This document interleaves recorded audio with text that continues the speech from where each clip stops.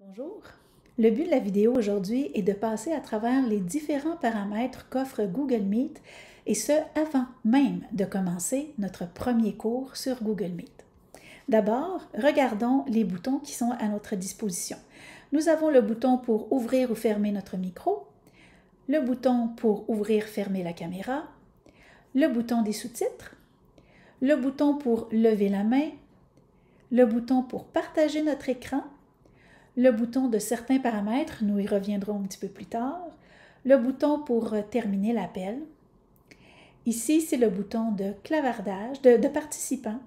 Ici, c'est le clavardage, les activités. Et ici, c'est celui lequel on va avoir besoin tout de suite en partant, c'est la protection, la sécurité dans votre rencontre. Dans votre rencontre, vous êtes l'organisateur de la rencontre, c'est-à-dire que c'est vous qui décidez si oui ou non les élèves peuvent poser certains gestes. Alors, si vous enlevez cette fonction, tous les élèves seront des organisateurs, c'est pas ce qu'on veut. On veut garder la gestion des organisateurs sélectionnée. Vous avez le droit de dire que les élèves peuvent partager leur écran ou pas, c'est vous qui décidez.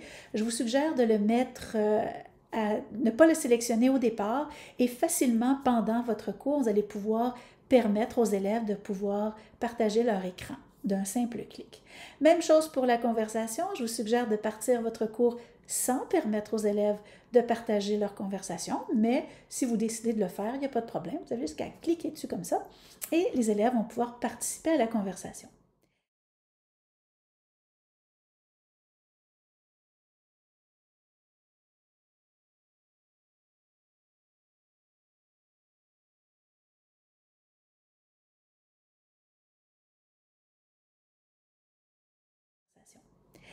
L'accès rapide. L'accès rapide, ça permet aux élèves d'entrer sans avoir de filtre, sans avoir de salle d'attente. Si vous enlevez l'accès rapide, c'est-à-dire que les élèves vont avoir une salle d'attente. Donc, quand ils vont vouloir entrer, il va y avoir un menu qui va apparaître sur votre écran qui va vous dire « tel élève veut participer à votre cours. Est-ce que vous autorisez ou si vous refusez? » Comme ça vous permet d'éliminer des intrus, par exemple. Et ça vous permet également de pouvoir prendre les présences parce qu'il n'y a pas de présence, d'outils de prise de présence dans Google Meet. Ce sont des extensions qu'on doit ajouter qui ne fonctionnent pas toujours très bien. Donc, bonne franquette, avec notre bonne liste de classes, on peut cocher au fur et à mesure si tout le monde est présent ou pas. Ensuite, nous avons les paramètres qui sont ici dans les trois petits points ou le petit bonhomme de neige qu'on peut avoir ici. On va aller modifier la mise en page. C'est que par défaut, Google va choisir automatique. Mais nous, ce que nous préférons comme enseignants, c'est souvent d'avoir la vision mosaïque, c'est-à-dire d'être capable de voir tous les élèves en même temps. Ça nous permet aussi de choisir le nombre d'élèves qu'on veut voir selon les différents groupes. On peut avoir 30 élèves, on peut aller jusqu'à même 49 élèves qu'on peut voir en même temps. Une fois qu'on a sélectionné notre nombre d'élèves, on peut peut-être aller vérifier l'audio et la vidéo que nous utilisons. Donc, nous allons dans les paramètres.